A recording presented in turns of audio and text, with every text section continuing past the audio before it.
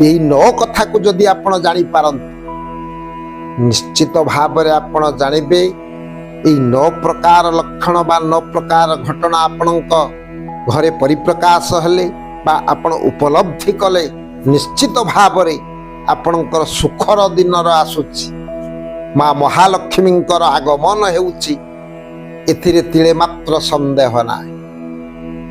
तेबे आसंतो जानिबा कौ 9 प्रकार घटना को उपलब्धि कले आमे जानिबा निश्चित भाव में माँ महालक्ष्मी देवींकर आगमन हेउची ये कथारे तिले मात्र संदेह ना। ये घटना को निश्चित आमे जानिबा। प्रथम कथा आपण लक्ष्य करिवे आपणक घर मुख्य दरिजारे हो बा अन्य को स्थान रे हो कला पिंपुड़ी धाड़ी जदि आज्ञा लगी कला पिंपुड़ी सुरा जदि देइथिबे बा धाड़ीटे लगी चली कला पिंपुड़ी तेबे निश्चित भाव में यह गोटे अपूर्व शुभ संकेत इथिरे तिले मात्र संदेह ना।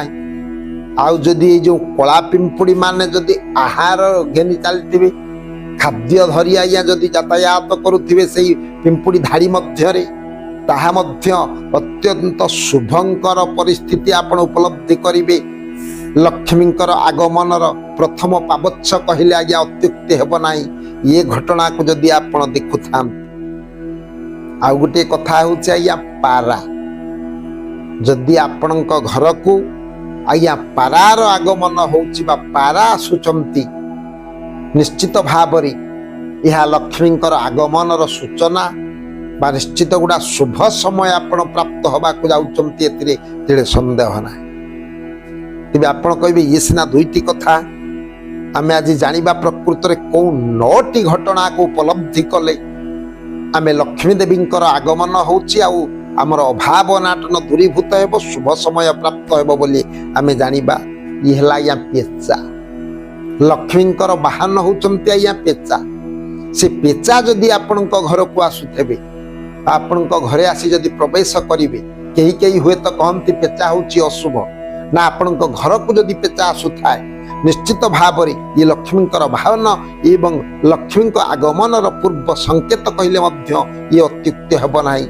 पेचार आगमन पारार आगमन आउ आज्ञा कौन आपण जेतेबेले सुप्त अवस्था रे रहुचंती शोइतिबा समय रे आपण जदि स्वप्न माध्यम रे पद्म फूल को आपण दर्शन करुथेबे स्वप्न रे जदि आज आपण पद्म पुष्प को देखुथिबे बा दर्शन करुथिबे तार सुंदर रूप लावण्य को दर्शन करुथिबे कोटि लावण्य निधि रे पद्म तुही की अमृते तनु गढ़िला बिहि जदि पद्म को स्वप्न रे आपण दर्शन करुथिबे निश्चित भाव में लक्ष्मी देवींकर आगमनर पूर्वाभास। खाली एतिके नुहे आपण जदि गुरा धड़ा गाई देखा पाइबे आपणक घरे जदि धड़ा गाई थिबे से धड़ा गाई निकटरे मध्य लक्ष्मी निवास करने संगे संगे आपणक घर को निश्चित लक्ष्मी देवींकर आगमन हेब धन धान्यर आगमन हेब एथिरे संदेह ना।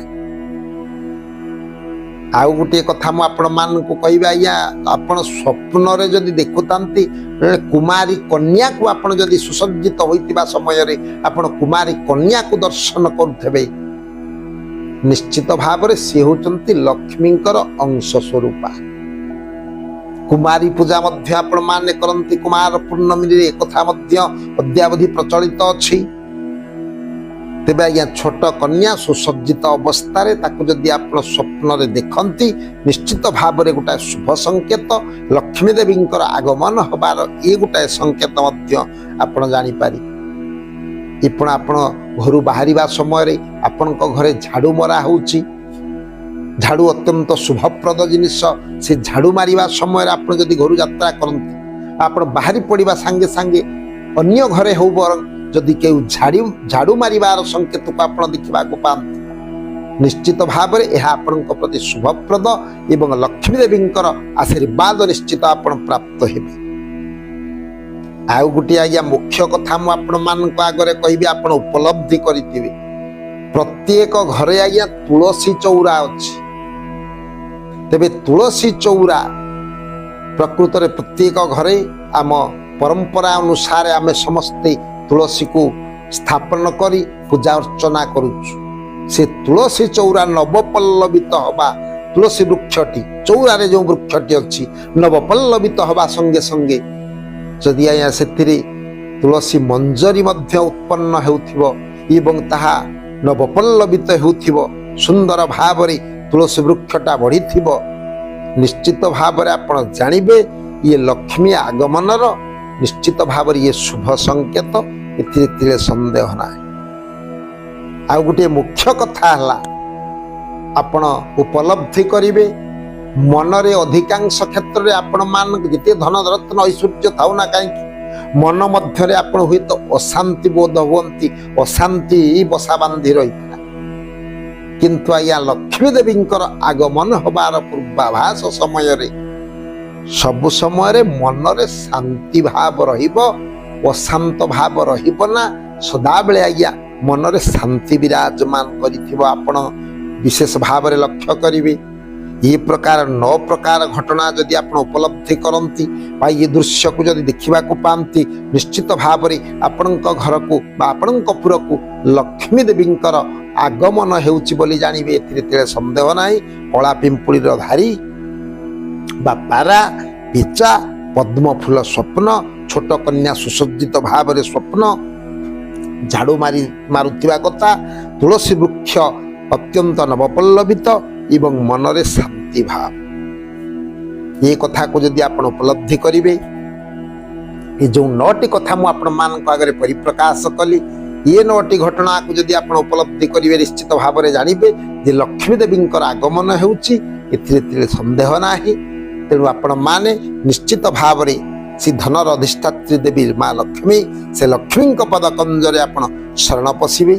ସ୍ୱଳ୍ପ ସମୟର କଥାବସ୍ତୁକୁ ମୁଁ ଏଠି ବିଶ୍ରାମ ଦଉଛି, ପରବର୍ତ୍ତୀ ଅଧ୍ୟାୟରେ ଆଉ ଗୋଟିଏ ସୁନ୍ଦର କଥାବସ୍ତୁ ନେଇ ଆପଣ ମାନଙ୍କ ଆଗରେ ମୁଁ ଉପସ୍ଥାପନ କରିବି। ସେ ସର୍ବେ ଭବନ୍ତୁ ସୁଖୀନା ସର୍ବେ ସନ୍ତୁ ନିରାମୟା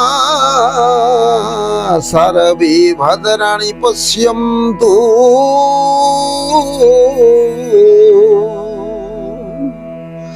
মা কশ্চিৎ দুঃখ ভাগ ভবে। ওম শান্তি, ওম শান্তি, ওম শান্তি।